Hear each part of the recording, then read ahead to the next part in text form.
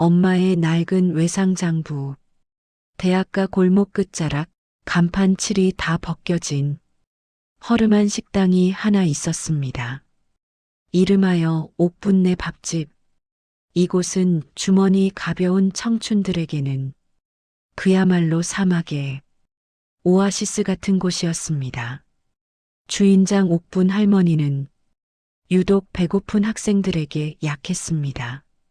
밥값을 낼 돈이 없어 쭈뼛거리는 학생을 보면 옥분은 묻지도 따지지도 않고 고봉밥에 고기 반찬을 수북이 얹어주곤 했습니다. 돈 됐다. 나중에 성공해서 갚아라. 젊은 놈이 배가 든든해야 공부도 하지. 그렇게 40년. 옥분이 돈 대신 받은 것은 낡은 대학 노트에 적힌 이름 석자가 전부였습니다. 그 노트는 옥분에게는 세상 무엇과도 바꿀 수 없는 보물 1호 외상장부였습니다. 하지만 그녀의 아들 진수에게 그 장부는 지긋지긋한 가난의 상징일 뿐이었습니다. 어느 날 오후 평소 같으면 구수한 찌개 냄새가 흘러나왔을 식당에 난데없는 고성이 오갔습니다. 사업 실패로 벼랑 끝에 몰린 아들 진수가 들이닥친 겁니다. 빚쟁이들에게 시달려 이성을 잃은 진수는 가게 금고를 열어젖혔습니다. 하지만 그날 벌이래 봤자 고작 10만 원 남짓. 진수는 칠순 노모를 붙잡고 악을 썼습니다. 엄마, 숨겨둔 돈 다 내놔. 아들이 죽게 생겼는데 그깟 배추 살 돈이 중요해? 가게를 팔아서라도 5억을 만들어 내란 말이야. 옥부는 아들의 바짓가랑이를 잡고 애원했습니다. 이 가게만큼은 안 된다고 갈 곳 없는 아이들. 밥 먹이는 곳이라고 사정했지만 독이 오를 대로 오른 아들의 귀에는 아무것도 들리지 않았습니다. 진수는 옥분의 만류를 뿌리치고 계산대 서랍을 뒤집어 엎었습니다. 동전들이 요란하게 바닥을 굴렀고 그 틈에서 옥분이 그토록 아끼던 누런 노트 한 권이 툭 하고 떨어졌습니다. 진수는 기가 막힌다는 듯 코웃음을 쳤습니다. 하, 이놈의 외상장부. 엄마 아직도 이러고 살아? 이 사람들 중에 돈 갚으러 온 놈 있어? 엄마가 호구 잡힌 거야. 이따위 종이 쪼가리가 내 빚을 갚아주냐고. 옥부는 그것이 내 전 재산이라며 돌려달라고 울부짖었지만 진수는 매몰찼습니다. 그는 옥분의 손을 뿌리치고는 장부를 가게 밖으로 힘껏 집어던졌습니다. 때마침 밖에는 세찬 장대비가 쏟아지고 있었습니다. 옥분의 보물은 더러운 빗물 웅덩이에 처박혔고 잉크가 번져 아이들의 이름은 검은 눈물처럼 흘러내렸습니다. 옥부는 신발도 신지 못한 채 뛰쳐나가 흙탕물 범벅이 된 장부를 품에 안고 짐승처럼 울었습니다. 하지만 아들은 끝내 어머니를 외면한 채 가게를 팔아치울 생각만 하고 있었습니다. 그로부터 며칠 뒤 우려했던 일이 벌어졌습니다. 옥분네 밥집 문에는 임대문이라는 차가운 종이가 나부꼈고 가게 안은 들이닥친 사채업자들에 의해 쑥대밭이 되었습니다. 야구 방망이로 식탁을 내리치는 굉음, 살려달라는 옥분의 비명, 그리고 구석에 처박혀 머리를 감싸 쥐고 있는 아들 진수. 모든 희망이 사라진 절체절명의 순간이었습니다. 그때였습니다. 좁은 골목길을 가득 메우는 묵직한 엔진 소리가 들려왔습니다. 한 대도 두 대도 아닌 최고급 검은색 세단 서너 대가 빗물을 가르며 식당 앞에 멈춰 섰습니다. 사채업자들의 고함이 멈추고 정적이 흘렀습니다. 차 문이 열리고 말끔한 정장을 입은 중년의 신사들이 하나둘 내리기 시작했습니다.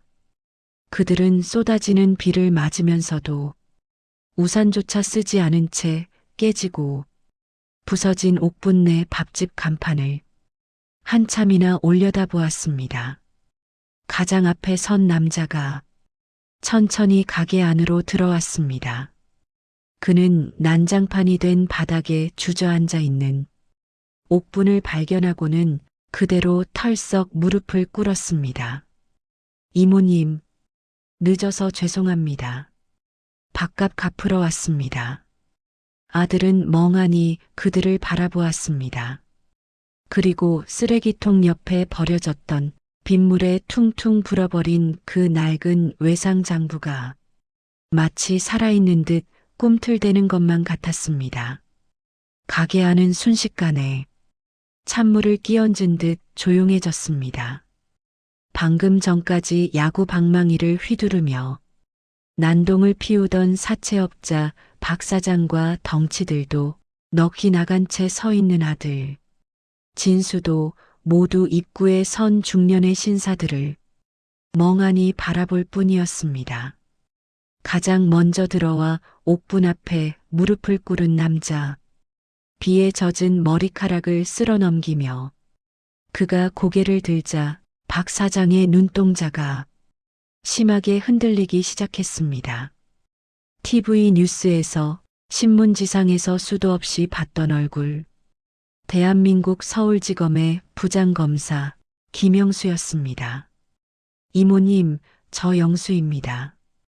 고시 공부한다고 방세 밀리고 도망갔던 그 찌질한 놈 영수요. 천하의 부장검사가 흙바닥에 무릎을 꿇고 노인의 거친 손을 어루만지며 울고 있었습니다. 옥분은 믿기지 않는다는 듯 떨리는 손으로 그의 얼굴을 감쌌습니다. 뒤이어 들어온 사람들의 면면도 예사롭지 않았습니다. 국내 굴지의 대형 로펌 대표 변호사 박소연, 세계적인 건축가로 이름을 날리고 있는 최준호, 하나같이 이 사회의 네로라 하는 명사들이었습니다.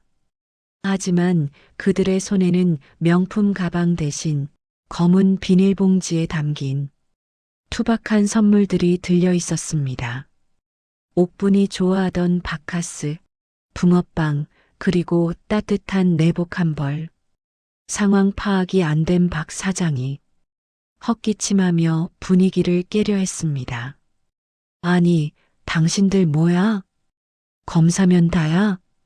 여기 채무관계 정리 중이니까 영업 방해하지 말고 비키쇼. 그 순간 김영수 부장검사가 천천히 몸을 일으켰습니다. 옥분 앞에서 순한 양 같았던 눈빛은 온데간데 없고 범죄자를 쏘아보는 서늘한 눈빛만이 박 사장을 향했습니다. 채무관계, 그 5억이라는 돈, 원금은 1억이고 나머지는 불법 고금리 이자더군. 내가 오기 전에 이미 자네들 장부 압수수색 들어갔네. 박 사장의 얼굴이 사색이 되었습니다. 뒤이어 로펌 대표 박소연 변호사가 차가운 미소를 지으며 나섰습니다. 그리고 지금 이 가게 기물을 파손하고 노인을 협박했죠? 특수협박의 영업방해, 재물손괴. 제가 이 바닥에서 제일 독한 변호사라는 건 들어보셨을 텐데요. 합의는 없을 겁니다. 덩치들은 슬금슬금 뒷걸음질을 쳤고 기세등등하던 박 사장은 그 자리에 털썩 주저앉고 말았습니다. 법과 권력 그리고 무엇보다 사람의 도리로 무장한 그들 앞에서 깡패들의 폭력은 아무런 힘도 쓰지 못했습니다. 상황이 정리되자 김영수 부장검사는 양복 안주머니에서 꼬깃꼬깃한 봉투 하나를 꺼냈습니다. 그리고 쓰레기통 옆에 버려져 빗물에 퉁퉁 불어버린 옥분의 외상장부를 조심스럽게 집어들었습니다. 아들 진수는 쥐구멍에라도 숨고 싶었습니다. 자신이 쓰레기라고 욕하며 집어 던졌던 그 장부를 대한민국 최고의 검사가 마치 성경책이라도 되는 양 소중하게 닦아내고 있었기 때문입니다. 이모님, 20년 전 제가 사법고시 포기하고 한강 다리 갔을 때 이모님이 저 멱살 잡고 끌고 와서 국밥 말아주셨죠. 그때 이 장부에 제 이름 적으면서 뭐라고 하셨는지 기억나세요? 옥부는 눈물만 흘릴 뿐 말이 없었습니다. 영수는 젖은 장부를 펼쳐 보이며 말을 이었습니다. 영수야, 네 이름은 장차 크게 될 이름이다. 내가 여기 외상값 적어 놓을 테니 나중에 꼭 성공해서 갚으러 와라. 죽을 때까지 기다려주마. 그날 이모님이 주신 그 국밥 한 그릇이 저를 살렸습니다. 그 뒤에 서 있던 변호사, 건축가, 의사 모두가 고개를 끄덕이며 눈시울을 붉혔습니다. 그들에게 옥분의 국밥은 단순한 끼니가 아니었습니다. 배고픈 청춘을 버티게 해준 위로였고 포기하지 말라는 무언의 응원이었습니다. 영수는 가져온 봉투를 진수에게 건넸습니다. 자네가 진수군인가? 이모님이 입버릇처럼 자랑하던 아들이구만. 이거밖에 우리들이 십시일반 모은 걸세. 빚 갚고도 남을 거야. 진수는 떨리는 손으로 봉투를 열어보았습니다. 그 안에는 5억이라는 빚을 갚고도 남을 만큼의 거액의 수표가 들어 있었습니다. 그리고 그 돈보다 더 무거운 어머니의 30년 세월이 담긴 무게가 진수의 손끝을 타고 가슴을 쳤습니다. 진수는 봉투를 쥔 채 그 자리에 무릎을 꿇었습니다. 빚이 해결돼서가 아니었습니다. 자신이 쓰레기 취급했던 어머니의 인생이 사실은 누군가의 인생을 구원한 위대한 유산이었다는 것을 너무 늦게 깨달았기 때문입니다. 그로부터 몇 달 뒤 유난히 화창한 봄날이었습니다. 대학가 골목 어귀가 아침부터 시끌벅적했습니다. 다 쓰러져 가던 옥분네 밥집이 새 단장을 마치고 다시 문을 여는 날이자 옥분 할머니의 칠순 잔치가 열리는 날이었기 때문입니다. 동네 사람들은 눈을 의심했습니다. 식당 앞에는 축 칠순이라고 적힌 화환들이 끝도 없이 늘어서 있었는데 그 리본에 적힌 이름들이 하나같이 대단했기 때문입니다. 국회의원, 대학 총장, 유명 기업 CEO, 옥분의 밥을 먹고 자란 청춘들이 이제는 대한민국을 움직이는 거목들이 되어 화환을 보내온 것입니다. 가게 안 풍경은 더 가관이었습니다. 텔레비전 뉴스에나 나오던 점잖은 김영수 부장검사가 양복 상의를 벗어 던지고 앞치마를 두른 채 서빙을 하고 있었고 까칠하기로 소문난 박소연 변호사는 고무장갑을 끼고 산더미 같은 설거지를 하고 있었습니다. 야야, 김 검사. 거기 3번 테이블에 수육 좀 더 갖다 드려라. 네, 이모님. 바로 갑니다. 대한민국 검사를 종업원처럼 부리는 유일한 사람, 바로 옥분 할머니였습니다. 옥분은 곱게 한복을 차려입고 세상에서 가장 행복한 웃음을 짓고 있었습니다. 그리고 그 곁에는 아들 진수가 있었습니다. 몇 달 전만 해도 도끼에 차서 행패를 부리던 그 모습은 온데간데 없었습니다. 진수는 땀을 뻘뻘 흘리며 주방에서 고기를 굽고 있었습니다. 빚은 다 갚았지만 그는 어머니의 가게를 떠나지 않았습니다. 어머니가 평생 지켜온 이 밥집의 가치를 이제야 깨달았기 때문입니다. 잔치가 무르익을 무렵 진수가 마이크를 잡았습니다. 식당 안이 조용해졌습니다. 여러분, 바쁘신 와중에도 저희 어머니 칠순을 축하해 주셔서 정말 감사합니다. 사실 저는 세상에서 저희 어머니가 제일 바보인 줄 알았습니다. 맨날 퍼주고 손해만 보고 그래서 엄마처럼 안 살겠다고 다짐했었습니다. 진수의 목소리가 가늘게 떨렸습니다. 옥부는 그런 아들을 애틋하게 바라보았습니다. 그런데 제가 틀렸습니다. 쫄딱 망해서 죽으려던 저를 살린 건 제가 악착같이 모으려던 돈이 아니라 어머니가 바보처럼 베풀었던 밥 한 끼였습니다. 어머니는 그냥 밥 장사를 하신 게 아니라 사람을 남기는 장사를 하셨던 겁니다. 진수는 뒤에 서 있던 표구된 액자 하나를 꺼내 들었습니다.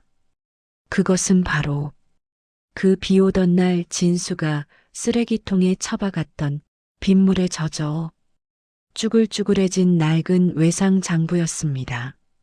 진수가 울먹이며 외쳤습니다. 이 찢어지고 더러운 공책이 우리 어머니가 평생을 바쳐 써내려간 훈장이고 우리 집 갑오 1호입니다. 어머니 존경합니다. 그리고 사랑합니다. 김 검사도 박 변호사도 그리고 자리에 모인 수많은 옥분의 아이들도 모두 일어나 기립박수를 쳤습니다. 옥부는 아들을 껴안고 아이처럼 엉엉 울었습니다. 그 눈물은 지난 세월의 고생을 모두 씻어내리는 기쁨의 눈물이었습니다. 사람들은 묻습니다. 어떻게 그렇게 손해보는 장사를 하냐고. 하지만 옥분 할머니는 압니다. 쌀독이 비어가는 만큼 사람의 마음은 채워진다는 것을요. 그리고 그 마음은 언젠가 반드시 기적이 되어 돌아온다는 것을요. 오늘 저녁 여러분은 누구와 따뜻한 밥 한 끼를 나누고 싶으신가요? 밥이 곧 사랑이고 사람이 곧 재산입니다. 라디오 극장 엄마의 낡은 외상장부 여기서 마칩니다. 청취해 주신 여러분 고맙습니다.